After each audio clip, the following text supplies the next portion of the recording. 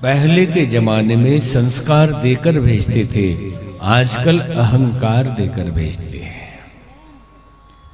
पहले बड़े घर की बेटी वो होती थी, एक कहानी भी कोर्स में चलता था बड़े घर की बेटी, कि बड़े घर की बेटी वो होती थी जो जाकर संभाल ले, और आजकल बड़े घर की बेटी वो है जो जाके हंगामा खड़ा करके आ जाए। कहते हैं कि पुत्री पवित्र किए कुल दो, कि पुत्री हो तो दो कुल पवित्र करती है, एक अपने पिता का और एक अपने ससुराल का।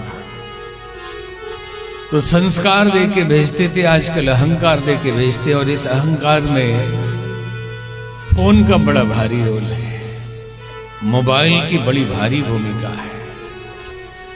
अगर आप एक टीवी सीरियल आता था तलाक क्यों, दूरदर्शन पे आता था तलाक क्यों, अगर उसका पूरा विश्लेषण करें और सभी सच्ची घटनाओं पे आधारित है, तो पूरी लड़ाइयां जो होती थी सिर्फ छोटे छोटे बात के लिए, पेस्ट वहां क्यों रख दिया, मैंने ऐसा कहा था तो ऐसा क्यों नहीं किया, ऐसी ऐसी बातों में। हमने एक कहानी सुनी एक संत के माध्यम से, उन्होंने तो जयपुर राजघराने की बात की। इसकी ऑथेंटिसिटी हमें नहीं पता कि जयपुर के राजा की है या किसी और राजा की है, लेकिन राजा साहब की इकलौती बेटी थी, पत्नी गुजर गई थी, और बेटी को बड़े लाड़ प्यार से उन्होंने पाला। बेटी बड़ी हो गई तो विवाह के लिए वर ढूंढने लगे।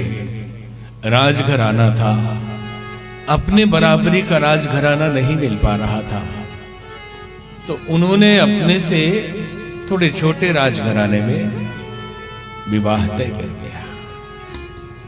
विवाह संपन्न हो गया, कन्या अपने ससुराल गई। एक दिन कुंवर साहब ने कहा कि अजी सुनती हो, जरा हुक्का भर के लाना।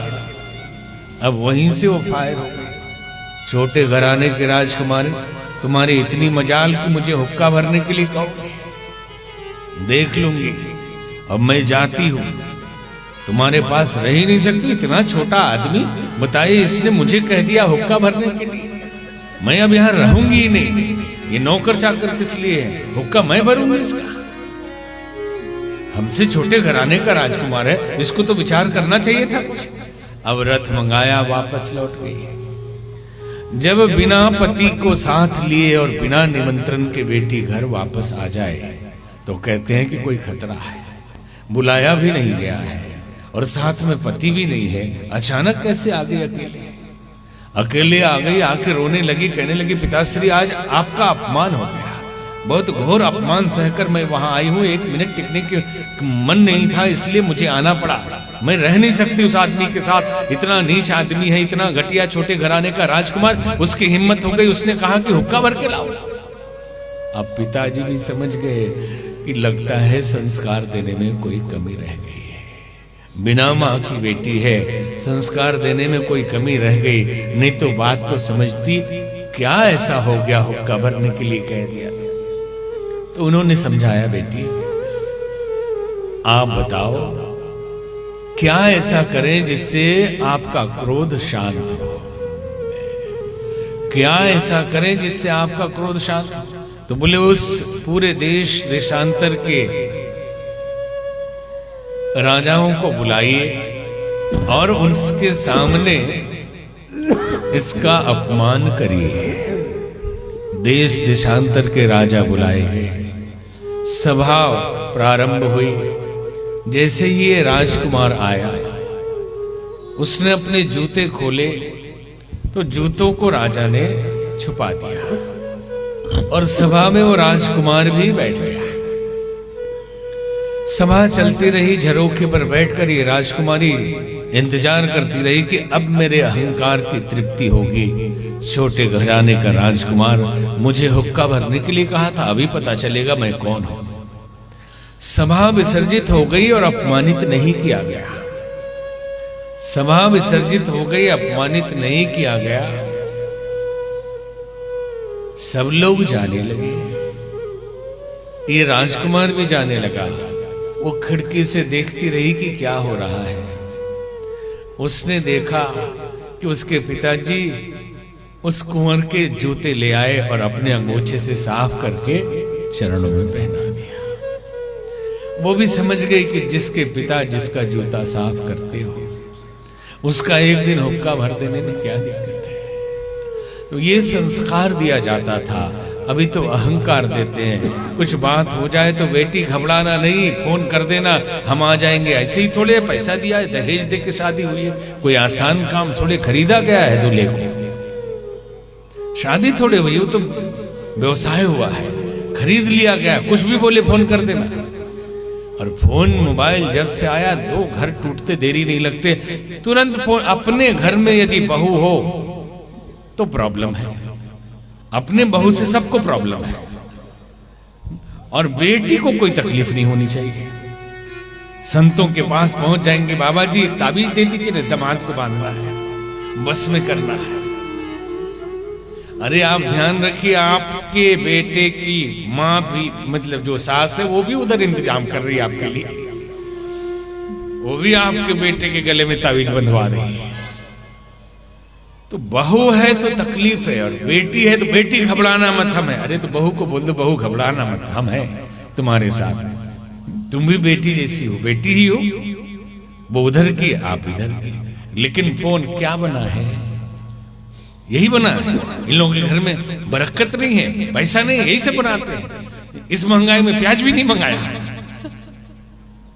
प्याज का दाम महंगा हो गया, इतने गरीब लोग हैं। बात कुछ भी हो जाए वहां, मम्मी आज ऐसा बोल दिया, मम्मी ने कहा ऐसा बोल दो, मतलब जहर भरने का काम माता जी लोग कर रहे हैं, और घर टूट रहा है, संस्कार नहीं दिया जा रहा है।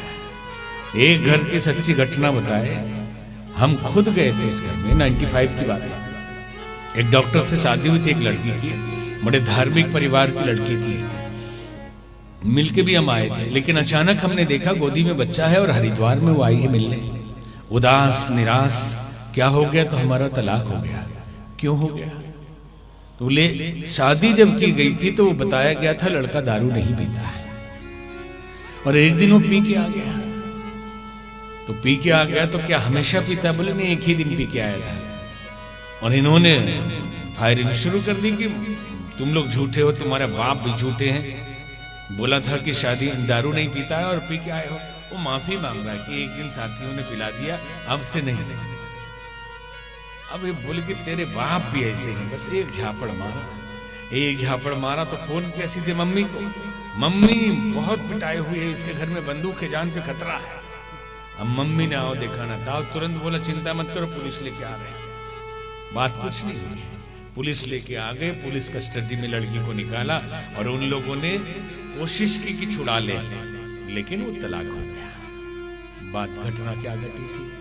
सिर्फ मम्मी को फोन किया, उतनी सी बात थी। अगर ना फोन करते और मम्मी समझदार होती तो ये कहती अरे एक झापड़ मारा है, जब मौका लगे कभी तुम भी बदला ले लेना, कि अभी तो गुस्से में है मामला, इसलिए शांत हो जाओ। लेकिन बात बिगाड़ गई। तो संस्कार देकर भेजना बड़े घर की निशानी है, और उलझन पैदा करना तो बड़े क्षुद्र परिवार की निशानी है। और समस्या यह है कि पढ़ लिख ले तो और दिक्कत है, तुमसे कम पढ़े हैं थोड़े तो और लड़ लो। अरे पढ़े हो इसलिए कि विवेक आपके पास होगा, आप संतुलन बिठाएंगे। पढ़ाई इसलिए तो नहीं की कि लड़ाई में माहिर हो जाएंगे, कि पढ़ लिया अब क्या, अब तो हम भी लड़ेंगे।